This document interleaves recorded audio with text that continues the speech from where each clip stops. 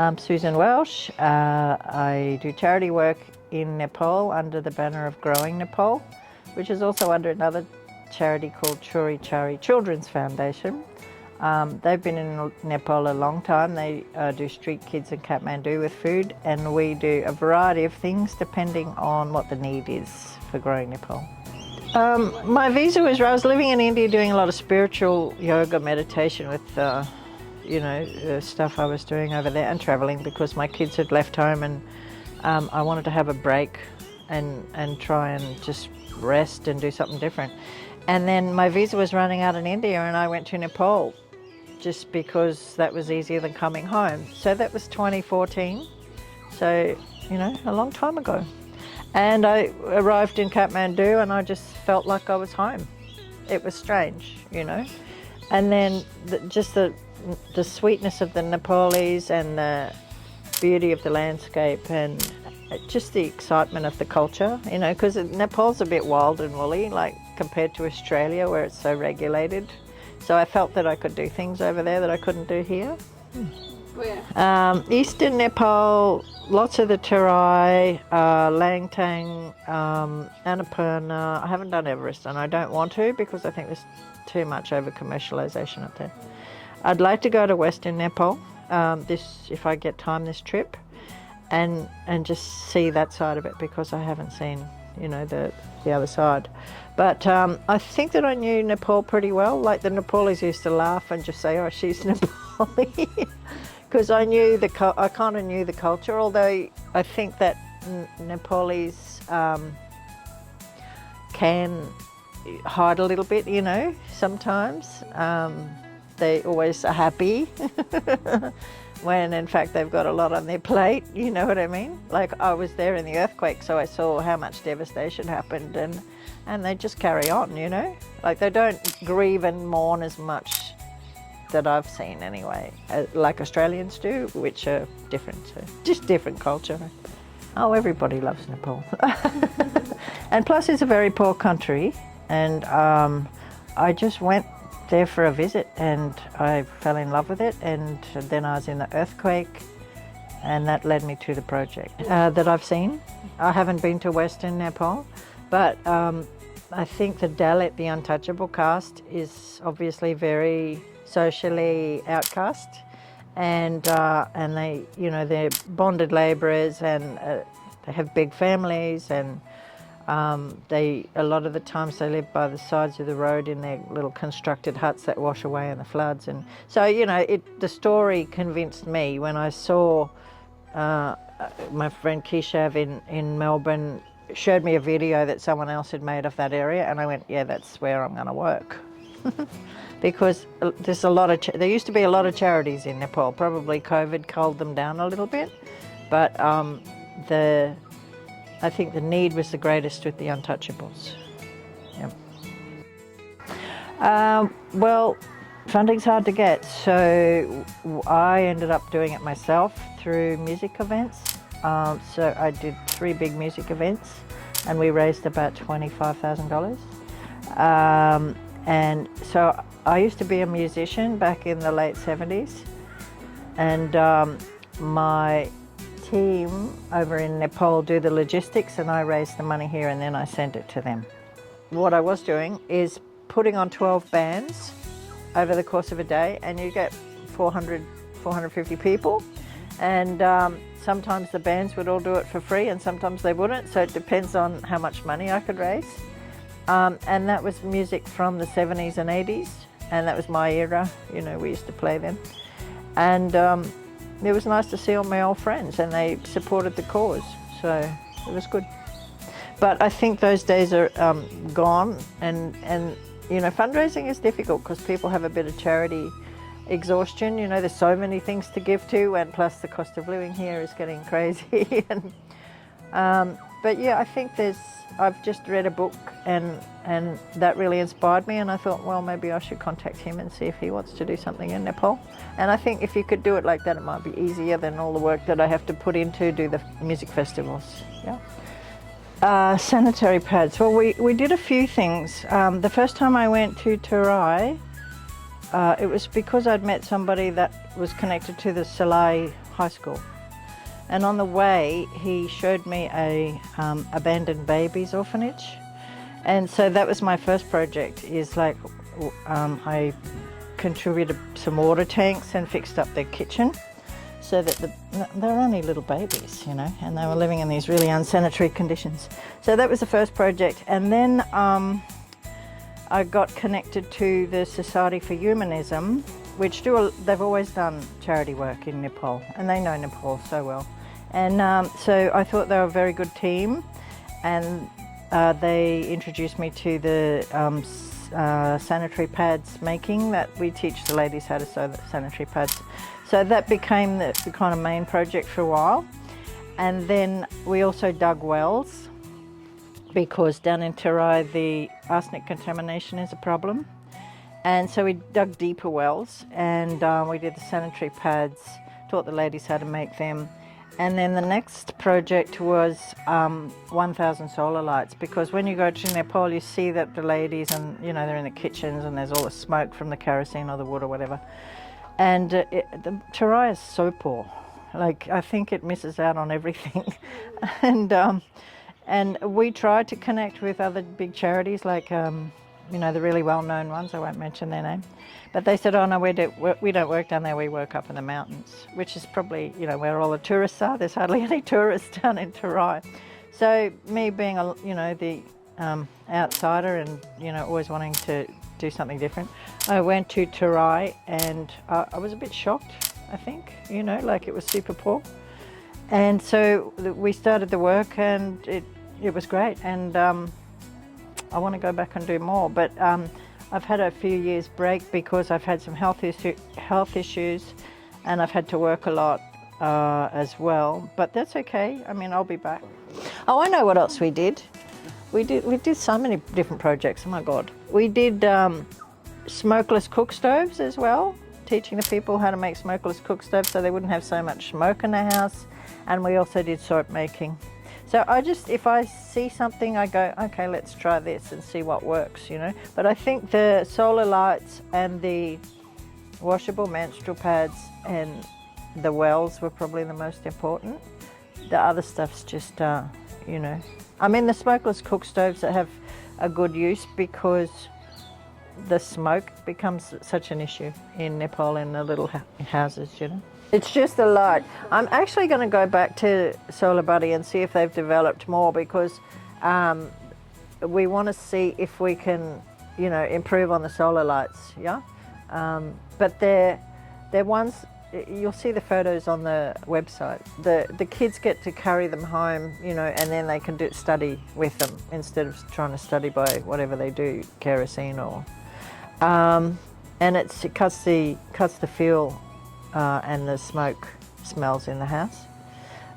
So there was 1,000 of those went around, and I'd like to do more of that stuff because I think that's valuable. It's hard to know what's the most valuable. What do you think?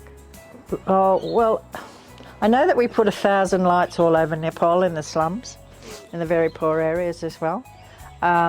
It would be impossible to say. Tens of thousands, maybe. Maybe not that many.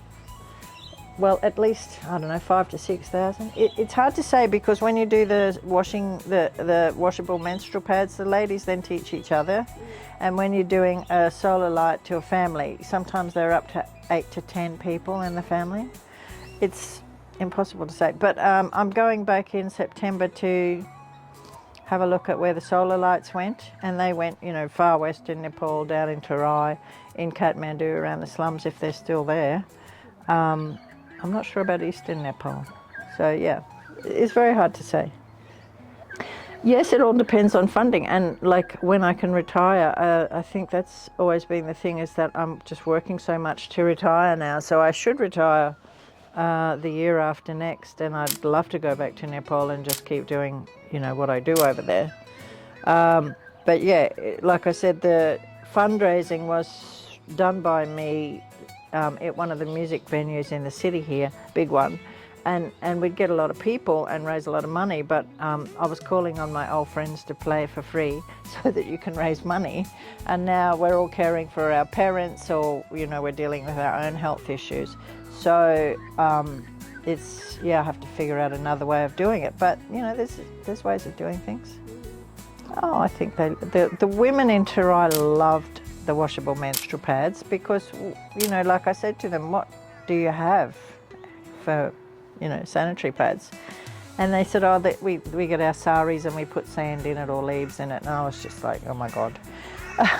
And plus they've had prolapses and infections and they're very superstitious about going to the hospitals. And so when they saw the menstrual pads, they were so delighted and they were sewing it and then, you know, helping the other people that they knew to sew them. And so I think that caught on okay. They also prefer the washable menstrual pads to the cups, as far as I know. So they love that. And we also taught the women in the prisons. And we also did food in lockdown and blankets in the winter. So we never do one project, you know, that's like, okay, it's water. We do as per need, yeah? In September, hooray! I should have gone in October for the festivals, but like the one time I was in Nepal when I hadn't stayed in October before, and everybody just left Kathmandu, and I was like there by myself. But I'm going for 2 weeks in September. Oh, tally plate. I was a vegetarian for 40 years, but I'm not now. I eat chicken and fish now. But yeah, I used to just wait to get to Nepal to have chai and tally plate. No, I can say, my timala maya got you. Is that right? Forget how to say it. No, I don't have very much. Oh yeah, namaste, everyone knows namaste. And dhanyavad. And I get confused with my Hindi and my Nepali, so I'm terrible. But a lot of people speak English, so I get by with that. When we go to the, you know, the projects, and I'm working with people that can't speak, you know, any English, we take my crew over there, so they know how to deal with it, you know. I wish I could. Oh, look, if I can retire and go over there, I'll just keep doing it, you know. But it relies on fundraising. So the next thing I'm thinking is, you know, instead of doing the music festivals, because they're just so much work, they're probably about at least 6 months worth of work before you can even put the festival on, is maybe see if I can get I can't say too much, but I'm thinking about like a fairly well-known athlete and seeing if I can fundraise with him over there, which would be a good idea because you've got some really good runners over there, haven't you? Yeah. One sentence?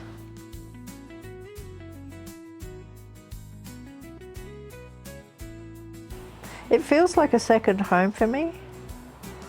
It felt like home from the minute I arrived, which was really weird. I'd spent a lot of time in India and I loved India because of the spirituality stuff and the yoga and the meditation and the different culture because, you know, Australia's kind of very conservative country, I think. And then you go to those countries and all the religions are interacting and, I mean, maybe they don't always get on, but I think Nepal's very tolerant. So I'd say, yeah, Nepal feels like a really easy home for me. Apart from never-ending peace and love, you know, which is sweet. Very peaceful, sweet country. On the surface, I know there's an underneath. But yeah, I love Nepal. I think everybody loves Nepal, don't they? Yeah. I just worry about climate change, that's all. Society for Humanism. That's Uttam Narala. He does United Nations. He was in Germany when I talked to him last time. He's always somewhere. I don't know if he's speaking or networking or raising money, but he's been working as a charity organisation in Nepal for, I don't know, 30-something years. Yeah, and I trust him. Like, I found that was a bit tricky working with the right people in Nepal. So I went through a few and then I settled on them. But they're great. Uttam Narala is one of the most humanitarian people I've ever met, you know, genuine. And so sometimes he has he has a lot of ideas, obviously, because he works in Nepal doing that. So sometimes he'll just suggest things and I'll say, okay, well, I'll see if I can find some money for that. Because I don't know what Nepal needs, right? He does. And you can't just go over there and say, okay, they need this. You've got to assess, you know. The name of the project is Growing Nepal, and I chose that because I couldn't decide on one thing that we wanted to do. There was, like I said, we've done smokeless cook stoves, wells, washable menstrual pads, soap, blankets, food, solar lights. You know, it's always needs-based. So I just thought, oh, well, it will help Nepal grow, that's all, you know. So it's called Growing Nepal. And it's under the banner of another Australian organisation, and they're called Terai, and they feed tiffins to street kids in Kathmandu. Yeah, so we work with them because he's an auditor and an accountant. But it's funny because this is another story. He was my neighbour when I was growing up as a little kid, and then I met him in Nepal. And he was doing charity too. We don't get paid, we just get a stipend, like a $30 a day stipend if we're working. So it's all volunteer for me too, you know, and it can take a lot of time. And like I said, as I'm coming into trying to retire, I'm working harder and I have less time for charity, but hopefully after I retire, I'll have a lot more time for it, yeah?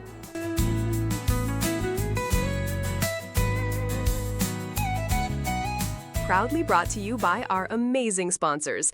Thank you for supporting community voices, culture, and stories that matter. We couldn't do it without you. Dreaming of the Himalayas?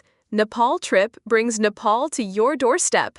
Authentic adventures, unforgettable journeys. Book your escape today at nepaltrip.com.au. Experience the ancient healing of Ayurveda in Brisbane and the Gold Coast. At Vibrant Ayurveda Wellness Center, restore your natural balance and vitality. Holistic wellness starts here. Book now.